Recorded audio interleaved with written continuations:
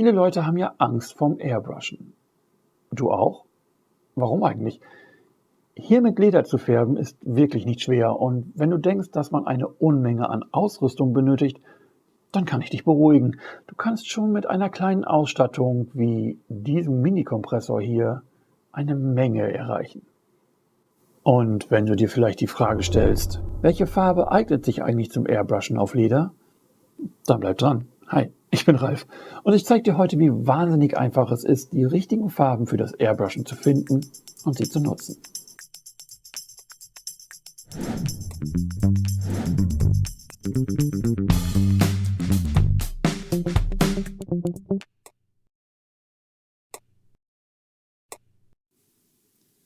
Warum solltest du eigentlich Airbrush-Pistolen einsetzen? Ist das nicht eher was für Airbrush-Künstler, die zum Beispiel feinste Porträts auf Leinwände zaubern?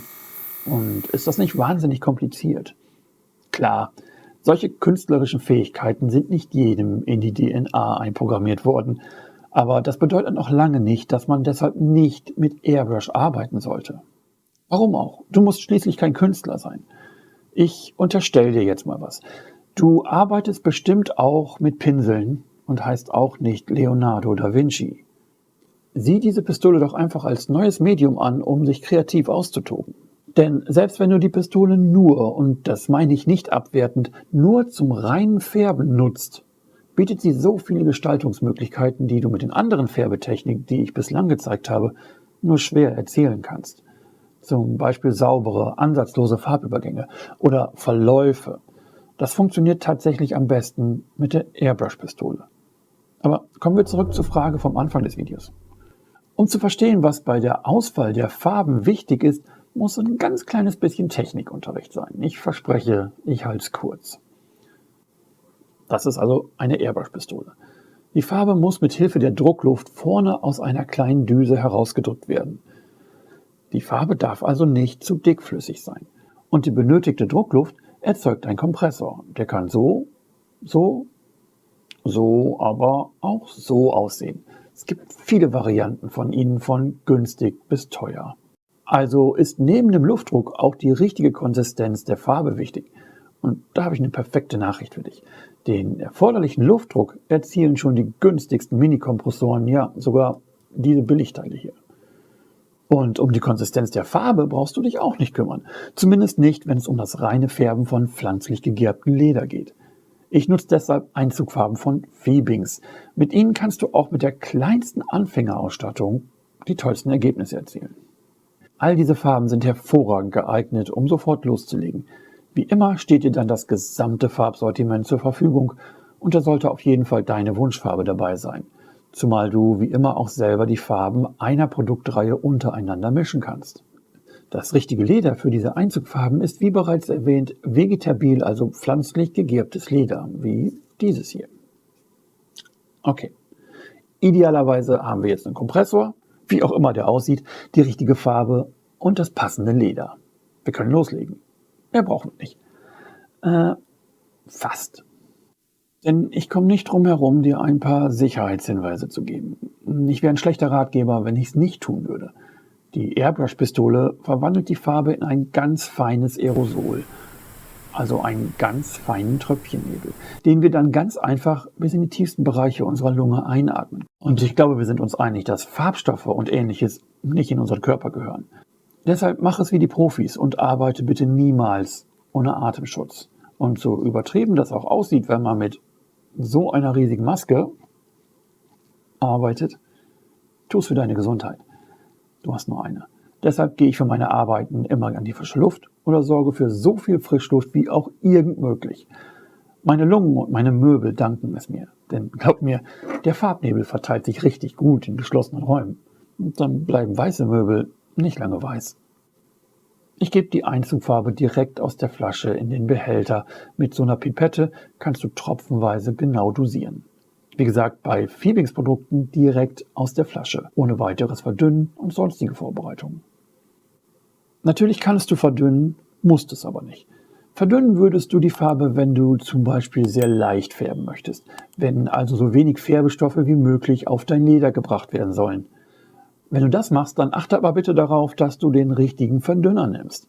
Bei Pro Dye und Laser Dye wäre das Fiebings Dye Reducer, weil die Farben halt alkoholbasiert sind. Und bei Laser Colors halt eben Wasser. Für die Musterstücke in diesem Video nutze ich heute Fiebings Laser Colors. Das ist, wie gerade erwähnt, die wasserbasierte Einzugfarbe von Fiebings. Seit kurzem gibt es jetzt 29 verschiedene Farbtöne dieses Produkts. Das macht Laser Colors zur idealen Farbe für diese Airbrush-Technik. Die Farbe ist also jetzt in der Pistole und wie geht's weiter? Ganz einfach. Kompressor an und dann kannst du durch Drücken und Ziehen des Triggers die Farbmenge steuern, die du auf dein Leder bringen möchtest. Natürlich brauchst du da etwas Übung, aber keine Angst. Zum einen muss man alles Neue erstmal irgendwie üben und zum anderen ist es wirklich kinderleicht. Drücken und ziehen, das kann wohl jeder. Wie du siehst, lässt sich das Lederstück sehr schnell einfärben. Wenn du lieber Farbverläufe erzielen möchtest, ist das auch kein Problem. Je mehr Farbe du auf einen bestimmten Bereich sprühst, umso dunkler wird dieser. Oder du spielst etwas mit dem Abstand zum Werkstück. Durch mehr Abstand kommt auch weniger Farbnebel auf die Oberfläche. Natürlich kannst du auch mit hellen Farben beginnen und dann mit einer anderen, dunkleren Farbe nachträglich Akzente setzen. Oder du tobst dich mit deiner gesamten Farbpalette so richtig aus. Und austoben ist mit den vielen Farben von Fiebings überhaupt kein Problem. Du kannst auch mit Schablonen arbeiten. Wie so oft sind da deiner Kreativität keine Grenzen gesetzt. Schablonen kann man kaufen oder selber ausschneiden. Und wenn du vielleicht einen Plotter zu Hause hast, dann sind die Möglichkeiten unendlich. Auch hier, wie schon bei den anderen Techniken gezeigt, kannst du zerrissene Blätter oder Stoffe oder andere Gewebe nutzen, um Struktur auf dein Leder zu zaubern. Ein toller Effekt ist es auch, die Kanten deines Werkstücks gezielt dunkler zu färben. Dadurch sehen sie aus, als hätten sie eine natürliche Patina erhalten. Ich finde diesen Used Look besonders genial. Hier jetzt mal alle Teststücke im Überblick. Ist das nicht verblüffend, was man selber aus einem Stück Blankleder alles herausholen kann? Vom perfekt einheitlich gefärbten Leder zu Verläufen und Struktur. Und die Ausrede, dass du Angst hast, mit den Farben etwas falsch zu machen, die gilt also nicht mehr. Flasche auf, rein in die Pistole und los geht's. Einfacher geht's nun wirklich nicht. Jetzt mal ehrlich, gibt es einen wirklich guten Grund, es nicht mal mit dem Airbrushen zu versuchen? Ich glaube nicht, denn fassen wir mal zusammen. Du brauchst einen Kompressor. Aber etwas Geeignetes gibt es tatsächlich schon für kleines Geld. Und dann brauchst du Leder, aber das sollte in unserem Hobby ja eigentlich gar kein Problem sein. Und gegen die Aerosole kannst du dich auch wappnen. Mit dem Farbsortiment von Fiebings machst du sowieso nichts verkehrt. Angst haben musst du bei dieser Technik vor rein gar nichts. Also, was hält dich davon ab? Leg los. Im Infotext findest du ein paar Links zu den Farben und allem, was du für die Airbrush-Technik so brauchst.